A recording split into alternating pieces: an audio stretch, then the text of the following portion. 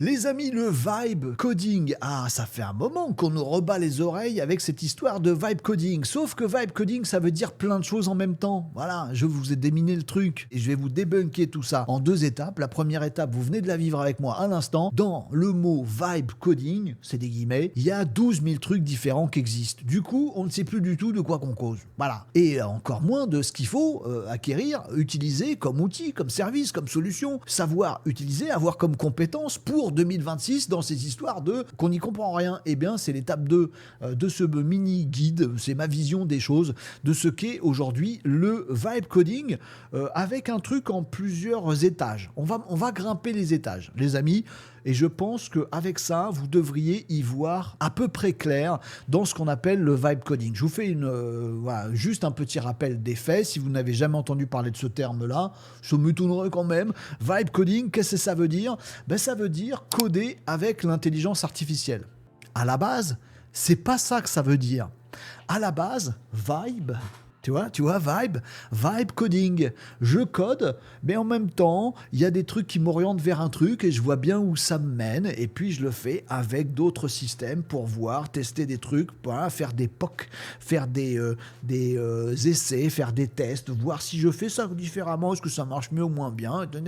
Vibe coding, à la base, les amis, ça veut dire, bah, je suis développeur et je me laisse un petit peu porter par ce que des trucs peuvent développer. C'est une logique un peu hackathon, un peu une logique, bah, je bosse à plusieurs devs, un qui n'a pas du tout la même vision que moi, et puis tiens, je vais demander à un graphiste, tiens, un peintre, un photographe, un musicien, de me faire un truc, et vibe coding, on sait se porter par la vibe, on voit où ça mène. Et puis là-dessus est arrivée l'intelligence artificielle, les LLM capables de coder notamment, et là, en ce moment, on est dans un truc qui est la course à l'échalote, tout le monde y va, de ces modèles spécialistes en code qui sont de plus en plus dingos. Et ben vous savez quoi, le dernier étage de ce que je vais vous expliquer ici, bah ça va être ça. Mais il y a plusieurs étages dans ce qu'on perçoit aujourd'hui comme étant le vibe coding, qui maintenant veut dire coder avec l'intelligence artificielle, avec ou sans vibe. Je vous explique ça. Déjà, on va partir sur une logique d'étage dans ce que je vais vous raconter. On a, dans ces histoires de vibe coding, le niveau basique, le niveau 0. C'est le rez-de-chaussée de votre immeuble, les amis. Vous avez envie de vous mettre au vibe coding. Et ben, moi, ce que je vous recommande de faire, ben, c'est si vous voulez crâner à la machine à café demain, c'est que vous utilisez un LLM classique, un chatbot en ligne, ChatGPT, Claude. Bah, Claude est capable de faire des grosses dingueries. Je sais pas si on va le voir ici, mais on fait généralement très souvent, très fréquemment des petits tests ici. Alors le meilleur d'entre eux, clairement, c'est Claude aujourd'hui pour faire du code. Bah, vous allez sur Claude. Claude.ai, mais ChatGPT, Gemini, ce que vous voulez, vous utilisez le LLM classique, vous utilisez pour résumer des trucs, créer des papiers, etc. Bah, essayez de l'utiliser pour faire un programme. Vous lui dites, s'il te plaît, développe-moi un jeu de la vie avec plein de paramètres réglables. Bah ça, c'est une façon de vibe coder et il va vous faire un super truc, un jeu de la vie. Moi, j'adore ce truc, je m'en lasse pas.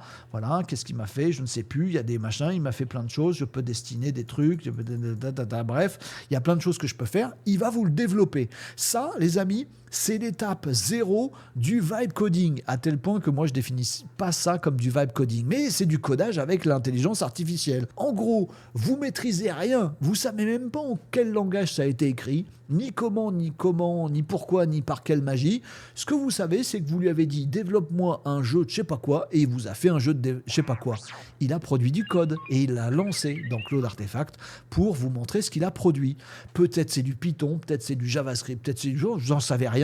Vous avez aucune notion de développement et c'est pas ça que vous demandez. Vous voulez un truc magique que vous payez pas, c'est-à-dire vous n'avez pas besoin d'appeler un vrai développeur. Tu pourrais me coder un jeu de la vie, oh là là, il y en a pour 20 jours de boulot, et puis de test, que ça marche bien, etc.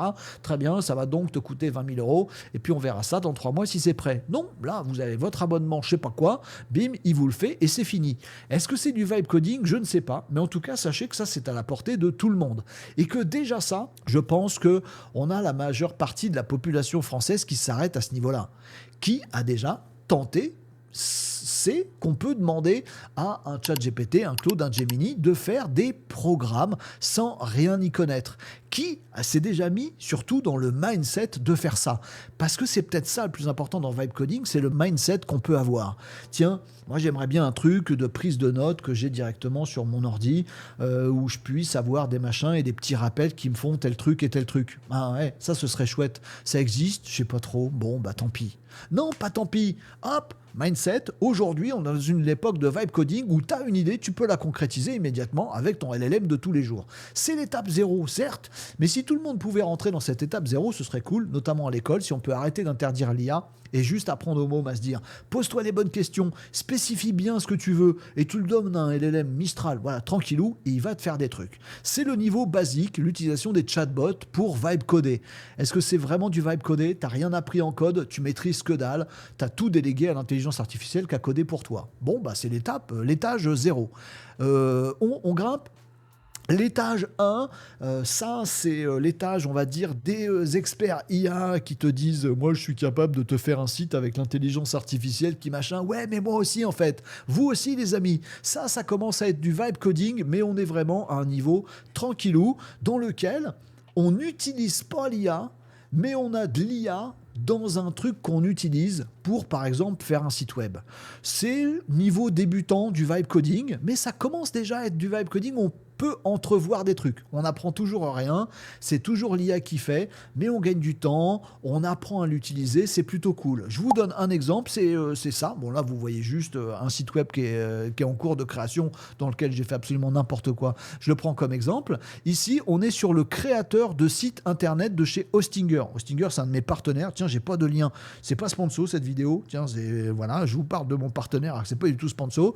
Mais si vous achetez des trucs chez Hostinger, vous mettez le code promo Renault. Vous essayez. Normalement, ça devrait vous donner 10%. Cette vidéo n'est pas sponsorisée du tout. Mais en tout cas, les amis, vous avez ce genre de truc, comme le créateur de site internet par l'IA, voilà, de Hostinger. Tapez ça dans Google, vous allez trouver. Il y a du Base44, du tenweb.io, enfin, il y a des trucs comme ça, qui en fait sont des outils qui vous permettent, par exemple, de créer un site web. Bon, comme un... mieux, plus joli, plus sympathique qu'un WordPress plus ergonomique par exemple. Bon, mais par contre, vous allez pouvoir aller dessus, puis vous dites, bah tiens, ce texte-là, s'il te plaît, bah tu me le fais rédiger par l'intelligence artificielle. Ah, ok. Puis là, tu vas mettre une photo en plus, et ben tu vas me faire un prompt, je vais te donner un prompt, vous allez créer une image par l'IA, tiens, on va se mettre une image ici, voilà, là, comme ça, voilà, créer une image par l'IA, bah fais-moi une photo de petit chat. Bon, ça aussi, c'est du vibe coding, mais là, on est vraiment, on va se dire, au niveau 1. Voilà, on n'a pas tout délégué à l'IA, on est en train d'utiliser un outil qui nous facilite la vie pour créer un petit site web, une landing page, un truc, un site vitrine, un petit peu de trucs comme ça. Voilà, c'est no code, on tape pas du code, on tape du prompt, mais plutôt que de dire, comme on était à l'étape 0, tu fais ça, il le fait finito, bah on est quand même un petit peu en maîtrise de son projet. Tu vois, on se dit, là, j'aimerais bien avoir ça, je lui demande ça, puis avoir ça en plus, je lui demande ça. Mais on a de l'IA partout qui fait le taf à notre place de coding. Donc c'est un petit peu, voilà, c'est l'étape 1 du vibe coding. On passe à l'étape 2. Bah, l'étape 2, c'est la famille des outils qui ont beaucoup fait parler ces dernières années, qui sont perçus aujourd'hui comme étant les vrais outils de vibe coding. Alors celui que moi j'utilise beaucoup, encore une fois, c'est celui de mon partenaire Hostinger. Toujours pas sponsor cette vidéo, mais tant qu'à faire, autant que je vous en parle, qui est Hostinger Horizon. Où ce truc-là, bah en fait, c'est une interface que vous trouvez, qui est proposée par ces outils-là. Il y en a d'autres, hein. Il y a Lovable, par exemple, ou il y a Bolt. On en a beaucoup parlé il y a 2 ans. Là, il y a une première hype des LLM, et juste après, il y a eu la hype du vibe coding, qui est toujours celle-là, c'est toujours celle-là qu'on a en tête quand on parle de vibe coding. C'est des outils où on les voit coder à notre place. Hein, on est à l'étape 2. Hein. Avant, on les voyait pas coder à notre place. Là, on les voit coder à notre place, et on les guide pour faire exactement ce qu'on veut. Alors là, vous voyez pas trop sur mon écran, mais par exemple, si je me dis, pareil, c'est une question de mindset, tiens, j'aimerais bien avoir un petit outil où les gens ils puissent s'inscrire à mes workshops, ils mettent des informations, puis après, j'ai un deuxième écran où il y a une gestion des différents, de ce qui se passe dans les workshops. Et ben, j'ai un onglet à gauche, dans laquelle j'ai un prompt, là, juste derrière ma bubule, et je lui dis, bah, s'il te plaît, crée-moi une appli qui, d'abord, commence par un formulaire, puis ensuite, quand on valide, on se retrouve à tel endroit, puis on peut rajouter des dates, et c'est moi qui lui prompte, une fois, deux fois, trois fois. Et lui, en face, il me fait ça. Alors, je sais pas ce que je peux vous montrer, pas vous montrer, là, je vais vous montrer plein de trucs que je devrais pas, mais voilà, il me fait du code. Et si j'ai envie, je peux aller regarder ce qu'il y a dans le code. Il m'a fait tout un système de fichiers. Donc ça, c'est du vrai vibe coding. Alors vous écrivez en prompt, tout simplement en français, voilà, hein, je voudrais telle idée, mais et il vous modifie des fichiers. Oui, mais là, dans tel fichier, tu as mis tel truc, je voulais pas que ça se fasse comme ça. Oui, mais telle fonctionnalité, ça me va pas. Tel bouton, mets-le plutôt dans tel coloris. Là, ça y est, là, vous commencez à bosser à deux. Donc ça, c'est des outils comme Bolt, comme Lovable, comme Hostinger Horizon. C'est mon partenaire, je l'utilise beaucoup, il est super. Donc là, vous avez des IA derrière qui vont vous produire du code et vous pouvez regarder dedans. Après, il y a ceux qui utilisent ce genre d'outils pour dire « moi, je ne veux pas entendre parler du code », auquel cas, je leur dis « tu es peut-être à un étage trop haut, là, tu es à l'étage 2, c'est marqué Vibe Coding dessus, peut-être que si tu veux vraiment pas voir le code, pas mettre tes mains dedans, pas essayer de le comprendre, et que ça te saoule, ces outils, parce qu'ils te font du code, ils sont liés avec des bases de données, il faut un peu comprendre ce que c'est qu'une base de données. Si ça te saoule, redescends d'un étage, c'est pas grave. Mais si tu es à cette étape-là, il faut t'intéresser au code qui est produit, savoir s'il est quali ou pas, savoir s'il y a une base de données derrière. Il faut déjà commencer à être un peu geek. Cet étage 2, c'est l'étage du vibe coding tel qu'on les connaît, avec Bolt, Lovable, etc. Mais ça, les amis, c'était saut 2024, cette histoire. Là, maintenant, on est début 2026. Alors, on a rajouté des étages à la maison. Il y a déjà l'étage supplémentaire qui est, je vais vous le montrer pour vous l'illustrer un petit peu, celui des IDE. Alors celui des IDE, ça c'est l'année dernière que ça a beaucoup pulsé. Les IDE, c'est, on va dire plus simplement, les logiciels pour les développeurs. En fait, les développeurs, les codeurs, ceux qui créent du code, ça fait très longtemps qu'ils utilisent des logiciels. Voilà, du studio code, du machin, etc. Ils ont leur petit logiciel qui les aide. Alors c'est eux, c'est les humains qui depuis toujours font du code. La ligne machin, je mets ça, les fonctions, les parenthèses, les machins, ils créent du code. Mais ils ont besoin aussi de s'y retrouver dans tous leurs fichiers, de bosser avec d'autres, de créer des versions, d'avoir un petit outil dans leur logiciel qui leur dit là, tu as fait une erreur de syntaxe, nounou, tu t'es gouré de touche, ça va tout faire planter ton programme. Ah oui, pardon. Et des petites aides comme ça. Ça, clairement, c'est des environnements, des IDE, des logiciels qui existent. Eh bien, avec cette vibe, cette poussée de l'intelligence artificielle, on s'est dit, il y a un étage au-dessus de l'étage 2 qui était celui du vibe coding, Bolt, Lovable, Horizons tel qu'on l'a vu, c'est d'inverser la tendance. Et je bosse avec l'IA, l'IA fait du code, mais dans mon environnement. Hein. Autant avec Bolt, Lovable, Hostinger, Horizon, on était dans leur environnement d'IA à eux, et puis nous, on regardait ce qu'ils faisaient, du code, etc., on s'y intéressait. Là, on inverse la tendance quand il s'agit de parler notamment, par exemple, de Antigravity, qui est le truc du moment, donc outil de Google, gratuit, mais il y a des bruits qui me disent qu'il est en train de devenir payant, donc je me méfie un petit peu. Antigravity, c'est un logiciel, vous le téléchargez, ceci est un logiciel tel que vous le voyez ici. Vous avez votre logiciel avec tout ce que vous voulez dedans. Ici, vous pouvez mettre vos fichiers, je vous montre pas les miens. Et puis à droite, vous avez l'intelligence artificielle, les modèles, ceux que vous voulez, qui sont branchés, un Claude, un Gemini, machin. Vous voyez que c'est l'inverse de ce qu'on avait juste à l'étage précédent. L'étage précédent, on va dans Horizon, ou dans Bolt, ou dans Lovable, et on a à gauche, le truc où je prompte, à droite, là où le code se fait. Ici, on a un peu inversé la tendance, c'est pas une question de mise en page, c'est une question d'état d'esprit, de mindset, de dire non, je suis dans mon logiciel, je suis pas chez quelqu'un d'autre, je suis dans mon logiciel, sur mon ordi, voilà, avec mes petits fichiers, c'est moi qui les maîtrise. Ah, c'est plus l'IA qui les fait tout seul, non, c'est moi qui les crée, les répertoires, les fichiers, machin, hein. Mais j'ai toujours l'IA qui me crée des bouts de code et qui est capable aussi de regarder le code que je fais moi. Hein, dans les tâches d'avant, faire du code en plus de tout ça et laisser l'IA se débrouiller avec, ça a vite ses limites, ça peut partir en cacahuète. Voilà, non, là je reprends la main. C'est mon logiciel, il y a l'IA dedans, elle code, mais c'est moi qui ai la main. Ça, c'est l'étage numéro 3, l'étage vibe coding, où c'est l'humain qui est à la manette.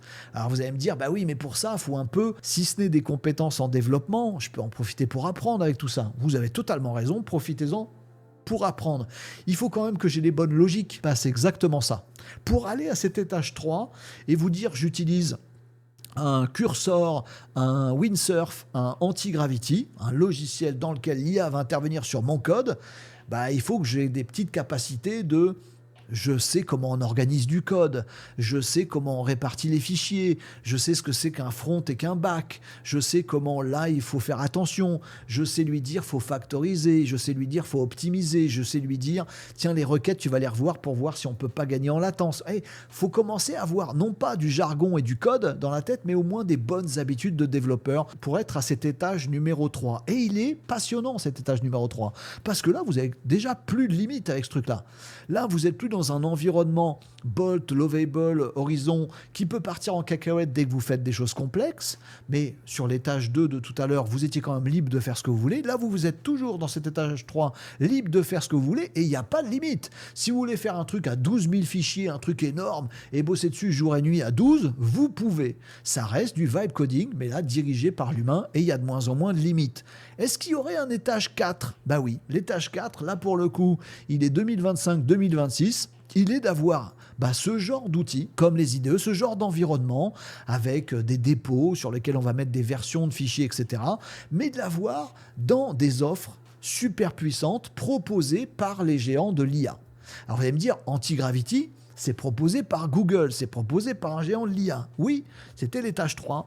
L'étage 4, ça c'est tel que je le vois les amis, c'est de dire, je suis suffisamment en maîtrise de mon projet, celui que je développe, pour ne pas avoir même besoin de l'avoir sous les yeux dans mon logiciel IDE.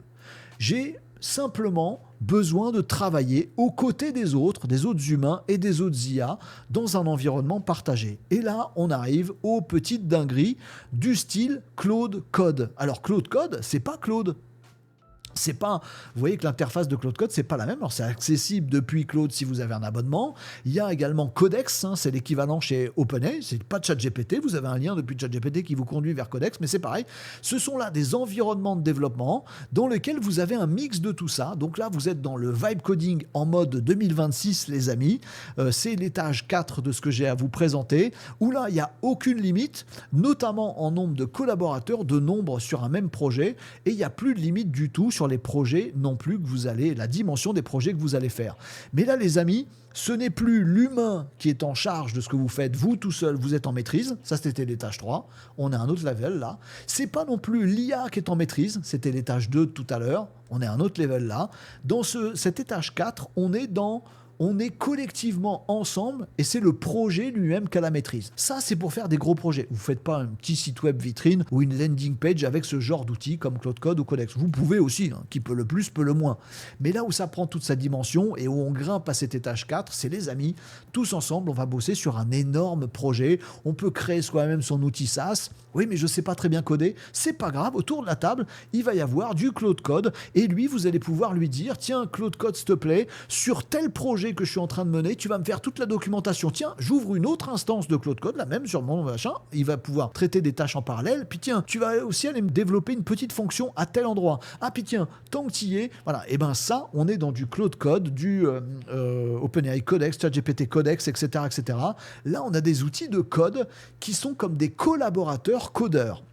Et là, c'est tous ensemble qu'on va vibe coder, les amis, mais on est à l'étage 4, parce qu'il faut savoir comment c'est foutu un projet, on ne le voit pas sous les yeux, il est sur un dépôt GitHub quelque part, savoir ce que c'est que les versions, comprendre que si moi je bosse sur un truc, je peux te demander à quelqu'un d'autre de bosser sur un truc, mais que dans notre branche, on va pouvoir se retrouver un moment sans dénaturer les trucs, que un tel, il a fait tel truc, mais que lui, il est plutôt spécialiste en failles de sécurité qui va aller regarder. Oui, là, on est clairement dans une geekerie collective, voilà, pour utiliser ce genre d'outils, et là encore, c'est encore plus exaltant, on peut encore faire des plus gros projets, des trucs qui ont encore moins de limites, on est à l'étage 4 du vibe coding, on code en équipe avec l'IA sur un dépôt, tous ensemble, etc. Et c'est dingue, il faut que vous alliez voir ça parce que c'est absolument dingo de travailler comme ça et c'est une source d'apprentissage de tout un tas de trucs. Vous pouvez aussi dire à votre graphiste d'aller mettre ses œuvres dessus, que quelqu'un d'autre, une IA ou un humain, va pouvoir retraiter pour pouvoir ensuite être intégré dans le front de tel truc. Et enfin bref, vous pouvez faire des tas de dingueries, bosser en équipe là-dessus. Vous pouvez aussi bosser tout seul là-dessus. Mais alors pour le coup, bosser tout seul là-dessus, sur un gros projet tout seul, là, il vous faut forcément avoir la maîtrise du truc. Savoir que les fichiers sont là, que le versionning, c'est comme ça, que bosser à plusieurs collaborateurs IA, c'est comme ça. Enfin, il faut être un lead développeur au moins dans le mindset, plutôt que dans les compétences concrètes, parce que vous allez gérer une équipe d'IA. Et c'est vous qui êtes aux manettes si vous faites un projet tout seul. Ou vous êtes un parmi toute une équipe, donc il faut savoir bosser en équipe de dev pour bien profiter à plein de ce truc-là. Après, vous pouvez aussi en profiter pour bosser tout seul dans votre coin. Pourquoi pas? Et je vais envie de dire, il y a l'étage 5, le dernier étage. Celui-là, c'est clairement celui de cette année qui est en cours. Je pense que c'est celui vers lequel on devrait envoyer tous nos mômes au collège ou au lycée. Ça ressemble beaucoup à cet étage 4, mais ça vous met vraiment en confiance et surtout en autonomie. Cet étage 5, c'est le fait d'utiliser du Claude Code ou du Codex ou du machin, etc., mais pas dans l'environnement que vous voyez ici qui vous facilite la vie, pas non plus, c'était l'étage 3 dans votre logiciel uniquement, mais vraiment en liberté contrôlée sur votre PC à vous. Là, on a un petit duo magique qui est vous, voilà, aux manettes, avec votre PC dans lequel vit un Claude Code ou autre. Alors Claude Code, c'est un gros modèle commercial, il n'est pas vraiment installé sur votre machine, mais il vit sur votre machine pour peu que vous l'utilisiez en mode CLI. Alors je ne reviens pas dans le détail. En ligne de commande. CLI, c'est un truc en ligne de commande. Vous allez sur votre ordi, Windows, Apple, machin, ligne de commande, éditeur de CMD, et bim, vous avez une fenêtre qui s'ouvre, et c'est dans cette fenêtre que vous donnez des instructions à votre PC. Et l'étage 5, il vise à maîtriser totalement cette utilisation de l'IA à vos côtés dans votre PC. Pas dans votre logiciel, pas sur la plateforme de Claude ou machin, non, chez vous. Alors vous allez vous rendre sur cet éditeur en ligne de commande, vous allez installer Claude par exemple ou d'autres outils qui sont disponibles en mode CLI et vous allez vous retrouver dans votre... voilà, là, je suis dans mon éditeur en ligne de commande et bim, vous allez lancer Claude et vous avez Claude qui se lance depuis un des répertoires de votre ordi. Je vous ai fait tout un tuto ce week-end sur Claude Code CLI. C'est donc Claude Code, le modèle de Claude, spécialisé en code, qui sait faire tout ça, mais on lui parle en ligne de commande, ce qui veut dire qu'il est là dans votre PC. Vous pouvez lui dire, tiens, je te fais un répertoire dans lequel je te mets toutes mes ressources graphiques. Je te fais un autre répertoire où j'ai un petit bout de code. Il y a un autre répertoire là, j'ai mis tout mon projet de l'année dernière, tu vas bosser là-dessus, le refactoriser s'il te plaît. Puis ça, tu vas me le jeter, machin, et me l'organiser. Et ça, tu vas me les découper pour en faire tel truc. Là, c'est vous qui êtes à la commande sur votre PC et tout se fait chez vous. Le modèle n'est pas chez vous, mais tout se fait chez vous. Pour moi, c'est l'étage ultime du vibe coding, parce que ça reste du vibe coding. C'est-à-dire qu'une grande partie du code, c'est lui qui le fait et pas vous. Vous codez avec lui, mais vous êtes clairement son maître. On a retrouvé la maîtrise de tout ça. Et pour retrouver la maîtrise de tout ça, il faut savoir gérer le petit Claude Code en mode CLI. Non, c'est pas là que tu fais les choses, c'est là. Tu veux faire ton install, fais-la. Je peux te dire de faire telle installation parce que je sais qu'elle existe. C'est vous, le geek dans le fauteuil. C'est plus lui. Pour moi, ça, c'est l'étage ultime du vibe coding, celui où, d'avoir gravi, étage 0, 1, 2, 3, 4, on en arrive au 5, où, ça y est, on a suffisamment le mindset de geek. Je dis même pas développeur, parce qu'en fait, on n'est pas développeur là-dessus. On peut ne pas l'être. On peut l'être, ce serait cool, mais on peut ne pas l'être. Mais on a quand même acquis le mindset de lead dev, de je suis mon propre patron et c'est moi qui vais guider mes propres Claude Code qui sont sur ma machine et je les drive en mode CLI, je leur donne des petites commandes, ils me répondent, c'est super. Depuis quelques jours, nous avons eu la sortie du modèle Claude Opus 4.6 qui est hyper balèze, hyper puissant sur tout ça. Tout ça voulant dire capacité à créer du code, capacité à comprendre du code, à voir du code, à réviser du code, à trouver des failles dans des codes. Il a trouvé des 500 failles dans des outils qui existent qu'aucun humain n'avait vu. Il y a plein de tests comme ça. De sécuriser le truc, de faire de la documentation. Il est aussi capable de comprendre ce qu'on lui demande, de réfléchir, de se faire sa petite to-do list. En fait, c'est devenu une IA codeur, un collègue codeur hyper balèze et hyper indépendant, qui ne demande plus qu'à être drivé. Depuis la sortie de Claude Opus 4.6, et puis il y a les autres qui vont mettre leur modèle au-dessus, mais là, il a pris un gros avantage. Je pense que c'est un peu la fin de l'étage 0, de demander à Claude plutôt qu'à Claude Code, ce serait nounouille. Claude Code va forcément faire du bien meilleur travail. L'étage 1, c'est un peu fini aussi à mon avis. Pourquoi demander à une IA intégrée dans un outil alors que ce truc-là, il est intégré sur mon PC directement. C'est un peu à la fin de mon étage 2. Tiens, je vais vous mettre un petit visuel voilà, que je ne vous ai pas montré jusque-là. Cette fois-ci, il est inversé dans l'ordre des étages. C'est un peu donc aussi la fin, à mon avis, de l'étage 2 aujourd'hui, puisque on peut avoir un environnement complet de développement chez soi et le coder et le piloter. Pourquoi aller chez Bolt, Lovable ou Hostinger? C'est aussi un petit peu peut-être la fin de l'étage 3. Si vous êtes capable de bosser totalement dans votre anti-gravity, votre curseur, votre windsurf, vous êtes capable de gérer en ligne de commande un truc où c'est vous qui maîtrisez et vous savez où se trouvent vos petites affaires. Et c'est peut-être aussi la fin de l'étage 4 de dire pourquoi j'irai sur un Claude Code en ligne, sur un dépôt GitHub, alors que je peux tout gérer depuis ma machine. Peut-être qu'en 2027, il y aura un étage 6 qui dira Renaud, toi tu vas à la pêche et tu laisses ton Claude Code, je sais pas combien, travailler et coder à ta place toute la journée. Pour l'instant, on n'y est pas, et moi je serais bien content qu'on s'arrête à l'étage 5, mais qu'on y aille tous. Voilà, les collégiens, les lycéens, les codeurs aussi, hein, vous pouvez y aller, c'est pas parce que vous savez déjà tout que vous pouvez pas vous faire aider, et vous serez peut-être les meilleurs en maîtrise de tout ça, et pas vous faire disrupter, ce serait super cool, et je pense que tous les non-geeks devraient aller vers ce genre de truc, du Claude Code CLI, ou du Codex, ou du Gemini CLI, voilà, en ligne de commande, retrouver le côté geek qui sommeille en nous pour aller vibe coder avec nous en maîtrise et nos petites IA qui tournent dans notre machine mais qui n'y sont pas. Peut-être que l'avenir, ce sera aussi peut-être la troisième voie européenne, française, pourquoi pas, de se dire l'idéal, ce serait de couper ces abonnements, ces API à ces gros outils, à ces gros modèles de développement qu'on est obligé d'appeler depuis notre PC. Et pourquoi Mistral ne nous ferait pas encore des avancées sur ces DevStral, CodeStral, ces modèles spécialistes du code qui sont aujourd'hui loin derrière un monstre comme Opus 4.6, mais qui sont là quand même. Peut-être qu'ils nous offriront demain des super modèles qui savent coder et qu'on pourra télécharger, récupérer, faire tourner dans notre machine à nous en totale indépendance. Ça, ce serait le vibe coding ultime que je kifferais encore plus que l'étage 5. Mais pour l'instant, embarquez-vous vers cet étage 5, soit en gravissant les étages que je viens de vous décrire un par un, soit en sautant directement le pas et en allant à l'étage 5, les amis, il y a un ascenseur, vous faites comme vous voulez. Mais en tout cas, voilà mon petit guide pour qui vaut ce qui vaut, ma petite visualisation, ma petite interprétation, ma petite logique pour vous y retrouver dans ce qui s'appelle le vibe coding, avec toute cette sauce et toute cette soupe qui mélange tout un tas de concepts.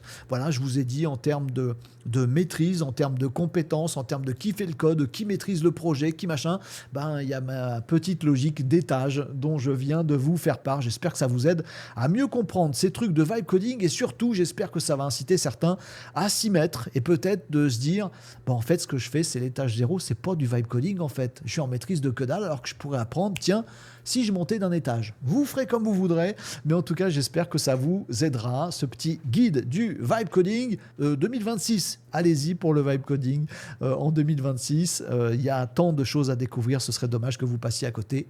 Let's go!